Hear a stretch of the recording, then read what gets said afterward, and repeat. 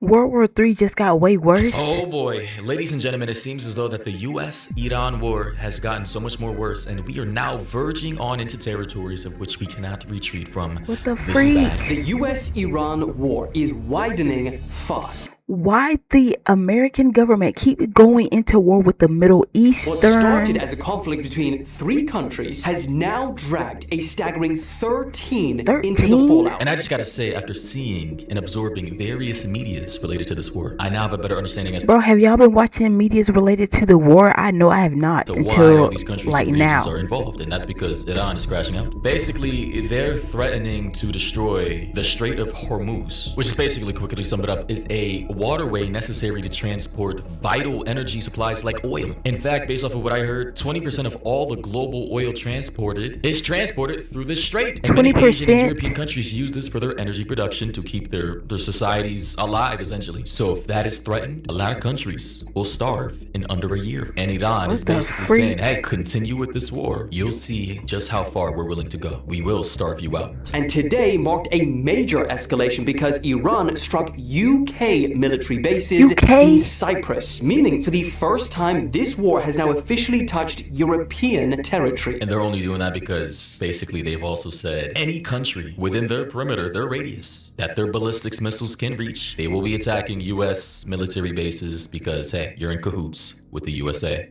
And we do not like that. Essentially, a lot of this is collateral damage. Now, in response, the UK has authorized the United States to use its military bases to help destroy Iran's missile systems, and a member of the European Parliament for Cyprus is already calling for action. Cyprus is an EU territory, and one attack on a member state should be considered as an attack to the entire European Union. This is how we gradually slide into something that becomes a global phenomenon, and we don't want this. Oh my We gosh. want and we expect a united response from the entire European Union. And that wasn't the only development today. Lebanon has now been dragged into this conflict as well after Hezbollah launched strikes on Israel in solidarity with Iran. Yes, Hezbollah. We've not heard from them in a while, but they're now back in the fray. And if you guys don't know, according to Wikipedia, Hezbollah is a Shia Islamist Lebanese political party and paramilitary group. So they're pretty much what we would consider extremist. And to my knowledge, Shia is a subset faith under Islam, which makes up 10 to 15% of the faith. And these people, they're basically the barbarians of the Islamic world. They literally, especially during Ramadan, which is now, are sacrificing their lives to die under this supposed holy war. They don't care about dying. It's actually an honor for them to die in battle, especially with the killing of their leader, the Ayatollah. A lot of these people are now globally Shia, the Muslims who practice that specific type of Islam, are kind of now banding together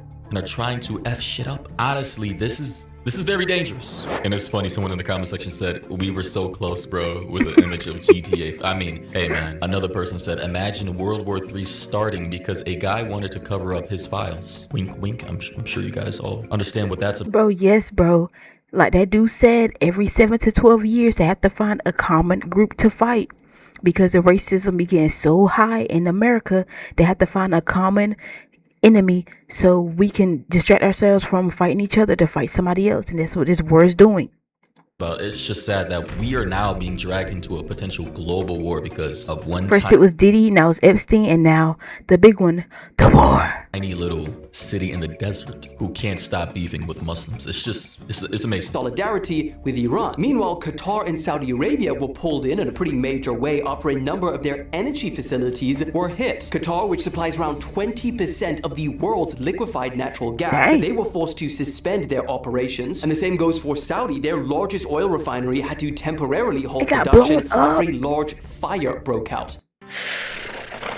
Ew, she's scooping poop. And then there's NATO. So yeah, Iran is basically attacking, again, territories that are in coalition with the USA and Israel that either have military bases and or provides energy to the USA, which includes Qatar, Kuwait, Saudi Arabia, and I believe also Iraq. That's why we went into that war. Not for weapons of mass destruction, but for oil. Everything is oil, energy, and domination. And as for the rest of these countries, they basically are regional countries where we have US military bases that we can use in collaboration with the governments from those countries to... So all this for oil? basically have ports closer to the Middle East. How much energy can oil produce? Well, probably a lot. Could they go into war for it? Enemies, in this case, Iran. Another person said it's literally Iran versus everyone, bro. I mean, yo, shout out to them. They're really tough. Like, they're very prideful and tough people. And then there's NATO. We got their comments for the first time after their Secretary General called Iran a threat to Europe, Israel, and the wider region, saying Europe is really stepping up after this weekend's operations. And yeah, unfortunately, you know, European countries and certain Asian countries are probably gonna have to enter the fray because literally, as the professor explained yesterday, but you know, we were watching this now today, the GCC, which are the Gulf states, they control a considerable amount of oil relative to their population or their sizes. They control about 20% of the oil transport in the world, which is consumed by not only us, but China and places like Japan and Europe. If 20% of the oil or global transport of oil is affected and essentially locked out from being transported by the Gulf states, Qatar, Saudi, UAE, from being transported to the rest of us, especially if it's being locked or gatekept or stunted for an extended period of time, people will start to starve. Most of our energy comes from oil. 20% is crazy. I heard projections that if Japan doesn't get a lot of their oil, which does come from the Gulf states as well, they basically fall within 8 to 9 months. Their society collapses. A lot of European countries will go cold. They will collapse. And not only on top of oil being exported, the Strait of Hormuz is needed to get food into the Gulf states as well because they don't really grow their own food like that and they don't really have a lot of fresh water reserves. A lot of their oil is transported to us in exchange for food, water, money. So it's a mutual beneficial relationship. Well, yeah, bro, you know, international trade, yes, it's going to be important, you know, because we want oil and the power and they just be wanting food, so they don't and guess who knows that? Iran. They understand how important this choke point is and they are willing to crash out even though they need this choke point themselves. At this point, it's like a war of attrition. Let's see who dies first. And because they're so extreme and they are the Shia Muslims, they're very prideful and they will crash out to the end. I don't think people understand, and of course that's an oversimplification of what is currently going on. It gets way more deep, but we are now being dragged into again a global conflict because certain people in the desert of a specific faith in our country who supports those people can't stop beefing with Muslims. And they want to, it's just, they also feel threatened by Iran having so many ballistic missiles and their nuclear program, them wanting to create nukes for themselves to have more power in their region. It's just it's a whole mess. And this professor right here from Predictive History, Professor Jiang, I believe, formerly from China, now he's in Canada. He genuinely believes we may be entering World War III. There's NATO. We got their comments for the first time after their Secretary General called Iran a threat to Europe, Israel, we got to be, because if it's about oil, energy, and power, and America is involved with it, what else is going to be besides another world war? Wider region, saying Europe is really stepping up after this weekend's operations. But when asked if NATO forces would get involved in this situation, he made it pretty clear. He said this is being led by the United States and Israel. So for now, NATO is staying out of it. But of course, as the situation develops, I'll keep you guys updated. So NATO is staying out of it for now, quote unquote, but I believe they're already involved because once energy production reaches a point to where it's not sustainable and the Strait of Hormuz is they're going to have to be involved, to where Iran is now willing to back up and allow oil to be exported from the Gulfs and imported into these countries, a lot of people will start to suffer. Gas prices will start to significantly increase. Yes, bro, I ain't got time for that. Affect food prices, and once food prices increase exponentially and oil prices, gas prices increase exponentially, and people start hurting in the pockets. And yeah, I'm starting to hurt somebody. That's when governments will have to get involved, and a lot of bad shit will start to pop off. And I don't want that. Someone here said in the comment section said, so Trump has successfully started World War III. Like, who else would you expect that to be than Trump? Who else better presidency would it be to start a World War III than Donald Trump? As much as I'd like to kind of say, hey, that's an exaggeration, potentially in a way, yes,